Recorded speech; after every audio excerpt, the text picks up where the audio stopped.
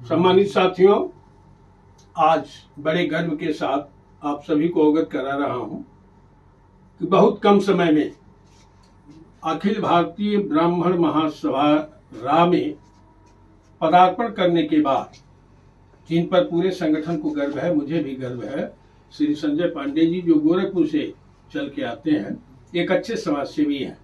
पीड़ित मानवता की रक्षा की दिशा में सराहनीय इनका योगदान है। आज बहुत कम समय में इनके कार्यों और उपलब्धियों को देखते हुए मैं अपने साथ राष्ट्रीय कमेटी में राष्ट्रीय उपाध्यक्ष के पद पर घोषित करता हूं। ये हर्ष की बात है। बहुत बहुत धन्यवाद आप सभी भाइयों।